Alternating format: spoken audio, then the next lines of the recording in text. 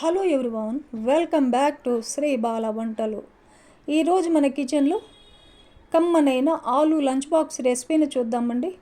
మన ఛానల్లో చాలా రకాల healthy and tasty lunch box recipes ఉన్నాయండి. ఆ వీడియో లింక్స్ అన్నిటినీ కూడా డిస్క్రిప్షన్లో ఇస్తాను, చూడకపోతే ఒకసారి చూడండి. ఆలు రైస్ని ఇలా చేశారంటే టేస్ట్ చాలా బాగుంటుంది. చాలా క్విక్గా తయారు చేసుకోవచ్చు. మరైతే లేట్ చేయకుండా ప్రాసెస్లోకి వెళ్ళిపోదాం. టేస్టీ లంచ్ బాక్స్ రెసిపీని చూసేద్దాం పదండి. ఆలు రైస్కి ముందుగా మనము ఆలు పీసెస్ని ఫ్రై చేసుకోవాలి. డీప్ ఫ్రైకి సరిపడా ఆయిల్ పెట్టేసుకొని ఆయిల్ హీట్ ఎక్కిన తర్వాత ఒక ఆలుగడ్డను తీసుకొని పైన స్కిన్ తీసేసి మరీ చిన్నగా లేకుండా మరీ పెద్దగా లేకుండా ఇలా మీడియం సైజు పీసెస్గా కట్ చేసుకోవాలి. ఈ ఆలు పీసెస్ని ఆయిల్లో వేసేసుకొని మీడియం ఫ్లేమ్లో ఫ్రై చేసుకోవాలి. క్రిస్పీగా మంచి గోల్డెన్ కలర్ వచ్చేంత వరకు ఫ్రై చేసుకోవాలి. చూడండి, ఇలా ఫ్రై చేసుకొని స్టవ్ ఆపేసి సపరేట్గా ఒక ప్లేట్లో తీసేసుకుందాం.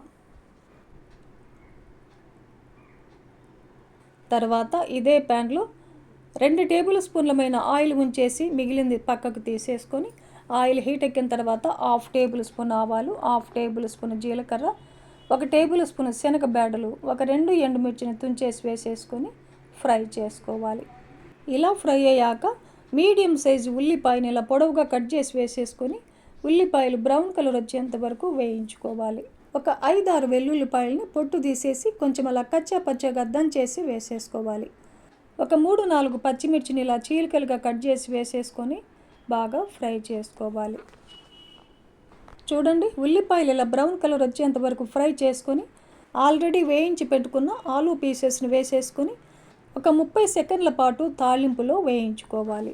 చూడండి, ఇలా ఫ్రై చేసుకున్నాక 1/2 టేబుల్ స్పూన్ పసుపు, 1/2 tablespoon red chilli powder, 1/2 tablespoon ధనియా powder, 1/2 tablespoon garam masala వేసేసుకొని లో ఫ్లేమ్లో 1 నిమిషం పాటు ఈ మసాలాలన్నీ కూడా ఫ్రై చేసుకోవాలి. ఇలా మసాలాలన్నీ ఫ్రై చేసుకొని ఒక అరకప్పు బియ్యంతో పొడిగా వండుకున్న అన్నాన్ని వేసేసుకోవాలి. నేను ఇక్కడ నార్మల్ రైస్ను వాడానండి. మీరు కావాలంటే బాస్మతి రైస్ను కూడా యూజ్ చేసుకోవచ్చు. నేను అన్నం వండేటప్పుడు సాల్ట్ వేసి అన్నం వండాను, అందుకే తగ్గించి సాల్ట్ వేస్తున్నానండి. ఇప్పుడు ఈ అన్నం మొత్తం కలిసేలాగా బాగా కలిపేసుకోవాలి. ఇలా అన్నం అంతా బాగా కలిపేసుకొని లో ఫ్లేమ్లో ఒక 2 నిమిషాల పాటు మూత పెట్టేసి మగ్గనివ్వాలి. ఇలా చేయడం వల్ల మసాలా ఫ్లేవర్స్ అన్నీ అన్నానికి పట్టి టేస్ట్ చాలా బాగుంటుందండి. 2 నిమిషాల తర్వాత మూత తీసి 1 టేబుల్ స్పూన్ లెమన్ జ్యూస్ వేస్తున్నానండి. లెమన్ అయితే ఒక లెమన్ పిండుకుంటే సరిపోతుంది. ఒక 2-3 టేబుల్ స్పూన్లమైన కొత్తిమీరని ఇలా చిన్న పీసెస్గా కట్ చేసి వేసేసుకొని కలిపేసుకోవాలి.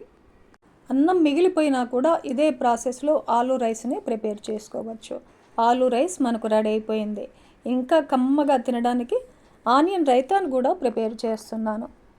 ఒక మిక్సింగ్ బౌల్ పెట్టేసుకొని 1 కప్పు పెరుగును వేసుకోవాలి. ఒక 2 టేబుల్ స్పూన్లు క్యారెట్ను తురిమేసి వేసేసుకోవాలి. ఒక 2 టేబుల్ స్పూన్లు ఉల్లిపాయలను కూడా ఇలా పీసెస్గా కట్ చేసి వేసుకోవాలి. ఒక పచ్చిమిర్చిని ఇలా చిన్న పీసెస్గా కట్ చేసి వేసేసుకొని టేస్ట్కి సరిపడా సాల్ట్, కొద్దిగా సన్నగా తరిగిన కొత్తిమీరను కూడా వేసేసుకొని కలిపేసుకున్నామంటే ఆనియన్ రైతా మనకు రెడీ అయిపోతుంది.